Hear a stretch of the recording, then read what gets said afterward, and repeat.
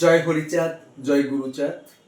আজ আপনাদেরকে এমন এক সত্য কাহিনী শোনাবো যেগুলো আমাদের মতুয়া গবেষকদের অনেক আগেই এই বিষয়টা তুলে ধরা দরকার ছিল, কিন্তু সেই বিষয়টা তুলে ধরা হয়নি। তাই আমি মনে করি সামাজিক দায়বদ্ধতা মাথায় রেখে আমি এটা করতে এগিয়ে এসেছি। এই মুহূর্তে আমরা আছি ওয়েস্ট বেঙ্গলের দক্ষিণ 24 পরগনার কাকদ্বীপ, একটি দ্বীপ, একদম এটাই শেষ প্রান্ত, সাগরদ্বীপ, একদম সাগরের পাড়ে কাকদ্বীপ। সেখানে আপনারা জানেন যে মহেশ ব্যাপারী, এই মহেশ ব্যাপারী হচ্ছে গুরুচাঁদ ঠাকুরের সঙ্গে লবণের ব্যবসা করত এবং আমের চারা, সেটা কাকাবাবু বলবেন, আমের ব্যবসা, সেটা কাকাবাবু বলবেন, আপনি সে শুধরে দেবেন। তো মহেশ ব্যাপারীর সঙ্গে গুরুচাঁদ ঠাকুর একত্রে ব্যবসা করেছিলেন কেন? নিষ্পেষিত, নির্যাতিত, নিপীড়িত মানুষকে ব্যবসা শেখানোর জন্য, তাদের মূলধন করে সমাজে প্রতিষ্ঠিত করবার জন্য তিনি নিজেই ব্যবসা করে এই জাতিকে শিক্ষা দিয়েছিলেন। আপনারা শুনবেন। প্রণাম জানাই কাকাবাবু, জয় হরি বল। কাকাবাবু, আপনার নাম হচ্ছে? মৃণাল কান্তি বিশ্বাস। বিশ্বাস, তার মানে আপনার বাবার দাদু হচ্ছেন মহেশ ব্যাপারী, আপনার বাবার দাদু। আচ্ছা আচ্ছা, আপনি তো মহেশ ব্যাপারীকে দেখেননি? না, সেটা সম্ভব না। মহেশ ব্যাপারী আমার 4 বছর আগে। হ্যাঁ, তা আপনার বাবার মুখে তো তার কাহিনী শুনেছেন, কিন্তু আপনার বাবার দাদু। বাবা শুনেছি। হ্যাঁ, তো আমরা জানতে চাই এই বিষয়টা, মহেশ ব্যাপারীর ব্যবসা থেকে শুরু করে আপনারা এখন পর্যন্ত কি অবস্থায় আছেন আপনাদের, এটা আমি জানতে। হ্যাঁ, একটু আগের থেকে বলি। গুরুচাঁদ ঠাকুর আমাদের নিপীড়িত, নিষ্পেষিত, যাই বলেন না কেন, নিচু সম্প্রদায়ের যারা আছেন তৎকালীন সময়ে, সেই সব মানুষদের তারা কিছুই পেত না, একমাত্র তারা জমি জায়গা, কৃষিকাজ ইত্যাদি যদি পায় এইসব কাজ টাজ করতো।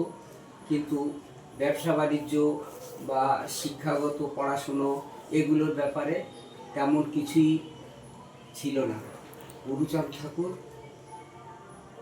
নিজেই মনে মনে বুঝে নিয়েছিলেন এই সমাজটাকে, অর্থাৎ আমাদের নমশূদ্র সমাজটাকে তুলতে গেলে এক একটা দিক, এক একটা লোকের হাত দিয়ে পরপর উঁচুতে নিয়ে যেতে হবে।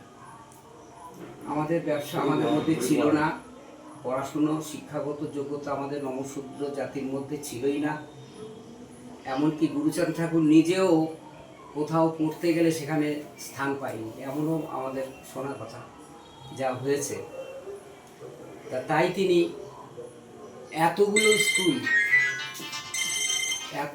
স্কুল করেছেন একমাত্র আমাদের সমাজের ছেলে মেয়েদের শিক্ষাগত যোগ্যতায় কিছুটা এগিয়ে নিয়ে যাওয়া যায়, এই জন্যে আগে শিক্ষার দিকে নিয়েছেন, যেমন ব্যবসায়িক দিকেও তেমন আর একটা দৃষ্টিভঙ্গিতে গুরুচাঁদ ঠাকুর নিয়েছেন। এবং সেই সময়ে আমাদের ব্যবসার দিক দিয়ে মহেশ ব্যাপারী আমাদের পূর্বপুরুষ, অনুজন্ম মহাপুরুষ আমরা বলতে পারি। তিনি একজন, রূপচাঁদ বিশ্বাস একজন,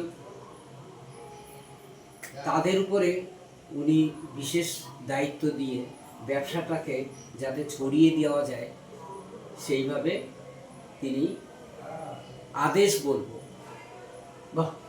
তিনি আদেশ ব্যবসাটাকে ছড়ানোর জন্য অর্থাৎ দায়িত্ব দিলেন।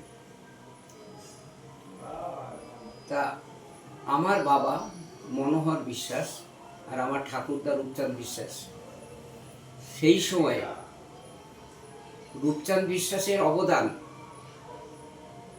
এটা কিন্তু অনেকটা। আমি একটু এগিয়ে বলি, রূপচাঁদ বিশ্বাস আমাদের তালতলা বাড়িতে যে স্কুল হয়েছিল, একটু বালিকা স্কুল হয়েছিল, বিশ্বাসকে কিছুটা দায়িত্ব নিয়ে শিক্ষাগত দিকটা উনি এগিয়েছিলেন।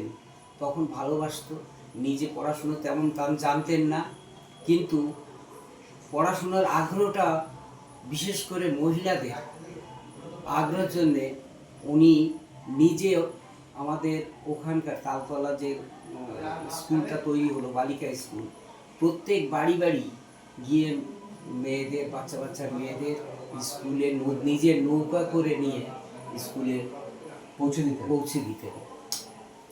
এটা আমার ঠাকুরদা নিজে করেছেন। ঠাকুরদার নিজের একটা লোহা কাঠের নৌকো ছিল,